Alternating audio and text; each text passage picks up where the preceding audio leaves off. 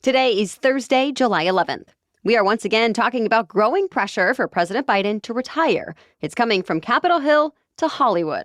Also, many Texans are growing impatient as hurricane recovery drags on and officials are trading blame.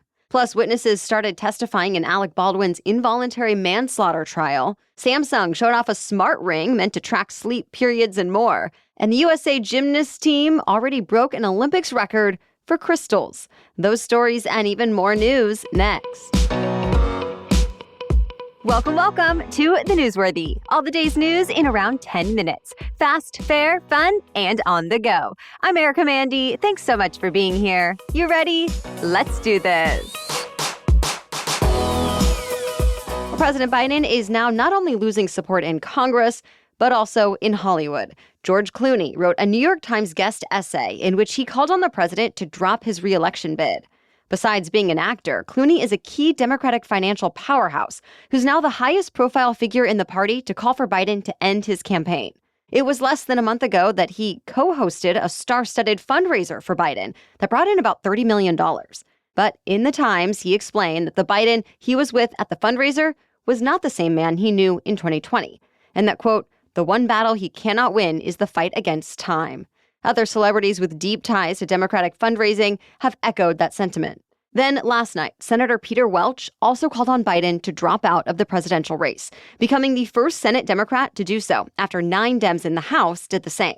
Former House Speaker and longtime Biden ally Nancy Pelosi was asked about Biden's future as well yesterday, and her response was just that he still had a little time to drop out if he wanted to, and that she'd support him whatever he decides. But President Biden and his top aides are still insisting he'll stay in the race until the end. He plans to give a news conference today. Stay tuned. So far this week, President Biden's main focus has been the NATO summit underway in Washington, D.C. NATO member states issued a joint declaration yesterday outlining their long-term support for Ukraine as it fights off a Russian invasion. And that will include a new NATO center meant to make sure Ukraine is getting a reliable flow of supplies and training from members of the alliance. It also includes the first NATO-provided F-16 fighter jets that will be in the hands of Ukrainian military pilots by the end of the summer. Some of those pilots are even being trained in the U.S. now. And once the war is over, allies are promising to back Ukraine on its path to NATO membership. Meanwhile, former President Trump clarified on the campaign trail that he does not want the U.S. to exit NATO if he becomes president again, though he did repeat his threat to not defend any NATO members from a Russian attack if their military spending doesn't reach NATO's target. On the other side, President Biden said, quote, we can and will defend every inch of NATO territory. There's a new push in Congress to remove a couple of Supreme Court justices. Liberal Congresswoman Alexandria Ocasio-Cortez introduced articles of impeachment against conservative justices Clarence Thomas and Samuel Alito. Several other Democrats were co-sponsors, and they're accusing Thomas and Alito of refusing to recuse themselves from cases in which they had a personal bias, pointing to how Thomas's wife was involved in efforts to overturn the 2020 election and how Stop the Steal symbols were seen at Alito's properties. Another article of impeachment is over justices not disclosing income, gifts, and other financial information. Though both Thomas and Alito have said they have no bias and have always followed the law when it comes to disclosures. Just like with the president, the only way to remove a sitting Supreme Court justice is for the House to vote to impeach and for the Senate to vote to convict. But the effort stands almost no chance of advancing in the Republican-controlled House. At this point, no comment from the Supreme Court. More than 1 million homes and businesses in Texas are still without power days after Hurricane Beryl struck. And now there are questions about why the Houston area did not better withstand the Category 1 storm, especially since this is a city that is all too familiar with destructive weather. Federal and state government officials are at odds over who's to blame for slow recovery. President Biden did not issue a major disaster declaration for the state until Tuesday, a day after the storm made landfall and knocked out power for millions. Biden says there was a delay because he had trouble reaching Texas Governor Greg Abbott, who's on a work trip in Asia right now. Abbott's spokesperson, though, called that a lie. Either way, Biden eventually got a hold of the state's lieutenant governor to ask if the state wanted to declare a major disaster. And the lieutenant governor said yes. Meanwhile, a lot of fingers are also pointing at one utility company, CenterPoint Energy, with state and local officials accusing the company of not being prepared enough. The Texas Public Utility Commission is planning to launch an investigation. For now, CenterPoint says it's hard to say when everyone will get power back on, but crews are making progress. More Houston area cooling centers are also opening as heat indexes reach the triple digits. All right, we have much more news for you still ahead. But first, this episode is sponsored by BetterHelp. There are so many parts of our lives that can be compared to others. Career, house, parenting, the list goes on. And while we all probably know comparison never really helps us, it can be hard to avoid. Whenever I get the urge to compare, because let's be honest, we all do at least sometimes, I can usually catch myself doing it now. Stop and try to reset into a more grateful, gracious mindset. It's thanks to strategies I've learned in therapy.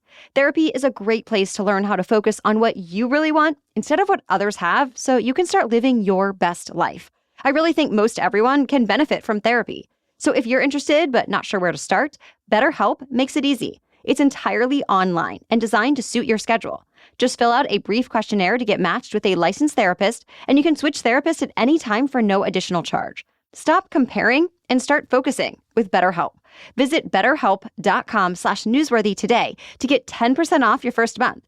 That's BetterHelp, HELP.com/newsworthy. Okay, now back to the news. West Coast cities just keep breaking heat records this week. Forecasters are calling this the most extreme heat wave in Las Vegas since the National Weather Service began keeping records back in 1937. Vegas has now had 5 days in a row of temperatures reaching 115 degrees or higher. And that record 5 days in a row could be extended or even doubled by the weekend. Oregon has seen record daily high temperatures too. For example, Portland has reached 103 degrees at a time when the average temp is usually 77. And that's just a couple of examples. Dozens of places across several states have tied or broken heat records in the last few days, and they're expected to keep doing so all week. Meanwhile, the heat is drying out vegetation and making the western wildfire threat worse. Wildfires have burned more than 200,000 acres across California so far this summer, more than 5 times the average number to have burned by this time in previous years. 19 fires are burning in the state right now, including the Lake Fire in Santa Barbara County that's forced at least 1,500 people to evacuate so far. California Governor Gavin Newsom says the state is prepared to handle a rough fire season, though, with more firefighting resources and fire detection cameras than ever before. Jurors started hearing testimony about Alec Baldwin during a trial for his part in an on-set tragedy.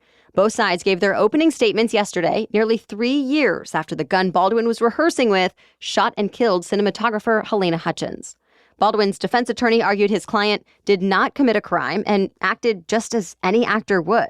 He explained that Baldwin did not tamper with the gun or load it himself, that he just trusted those who were in charge of gun safety. But the prosecutor said evidence will show Baldwin acted recklessly by pointing the gun at another person and pulling the trigger. Eventually, witnesses took the stand, starting with the first law enforcement officer to arrive on set after the shooting. They heard from him and 3 other investigators who testified about their interactions with people on set, how they handled evidence, and the chain of custody of the gun and rounds. Baldwin is pleading not guilty to a felony involuntary manslaughter charge. If convicted, though, he could face up to 18 months in prison.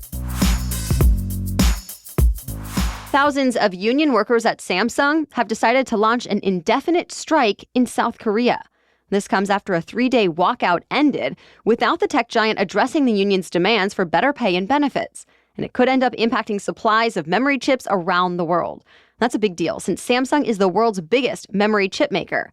And those chips are used in artificial intelligence accelerators, computers, smartphones, and more. The company says the strike has not caused any disruption so far, but the union says it has, and that it will impact even more when it expands. So, to be continued. This week, Samsung took the wraps off 8 new devices. One of them is an entirely new product category for the company, a smart ring. There are already miniature trackers from Aura and Ultrahuman, but the Galaxy Ring is the first from one of the big phone and smartwatch makers, so rings are now expected to become more mainstream.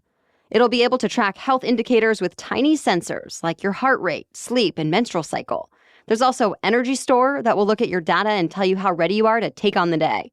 You won't have to buy another subscription to use the Galaxy Ring, but the ring itself costs $400. And it'll only be compatible with Androids, not iPhones. Samsung also showed off new versions of foldable phones, earbuds, a new smartwatch series, and more. All of it is available for pre-order now. The City of Lights will be a little brighter this year when American gymnasts arrive. Team USA gave a sneak peek at the uniforms the American women's gymnastics team will be wearing for the Summer Olympics in Paris, and they're historically bedazzled. Just one leotard includes up to 10,000 crystals. The gymnasts will also be sporting pearls for the first time as a tribute to Paris high fashion. All these embellishments end up weighing about a pound, but some of the gymnasts have said they actually like the slightly greater weight. If sold as is, the leotards would cost about $5,000 each. All right, that's it for the main news today, so now it's time for Thing to Know Thursday, which is also about the Olympics. But first, I want to just take a minute to talk about our sponsor, Quince. I love taking vacations. I don't really love the packing part. But thankfully, Quince makes it easier with versatile, high-quality vacation essentials. For example, my washable silk tank. I can have the elegance and feeling and look of silk without the worry of it getting dirty. I love my organic cotton knit blazer as well. It's a great layering piece. Quince has such great options all around. Premium European linen dresses, blouses and shorts from $30, premium luggage options, and more. And the best part? All Quince items are priced 50 to 80% less than similar brands. By partnering directly with top factories, Quince cuts out the cost of the middleman and passes the savings on to us. And Quince only works with factories that use safe, ethical, and responsible manufacturing practices and premium fabrics and finishes. So I really appreciate that part too. Pack your bags with high-quality essentials from Quince. Go to quince.com/newsworthy for free shipping on your order and 365-day returns. That's QUINCE, quince.com/newsworthy to get free shipping and 365-day returns. Quince.com/newsworthy. Now back to Thing to Know Thursday. This year's Olympic Games are going green, or at least a lot greener than in the past. Paris organizers set a goal to generate no more than half the emissions produced by recent summer games in London and Rio. Specifically, that means the budget is about 1.5 million metric tons of carbon dioxide. And that's the same warming impact as driving 376,000 cars for a year. Still, it's a tough goal to reach, and organizers say they've had to do a lot. For example, 95% of the facilities they're using will be existing or temporary, so all new construction was not needed. And what they have built has been with alternative materials instead of the typical cement, concrete, and steel. They're also getting a lot of energy from solar panels. The rest will come from the French power grid that's dominated by nuclear power and produces some of the lowest emissions in Europe. In preparation for the Games, Paris has also planted thousands of trees and installed misters and light-colored surfaces to help combat summer heat. And when it comes to food, Paris says it will source 80% of ingredients locally. Organizers are also targeting transportation, encouraging spectators and national teams to travel to the Games by train when possible. And once everyone is there, Paris officials are asking people to use either public transportation or bicycles.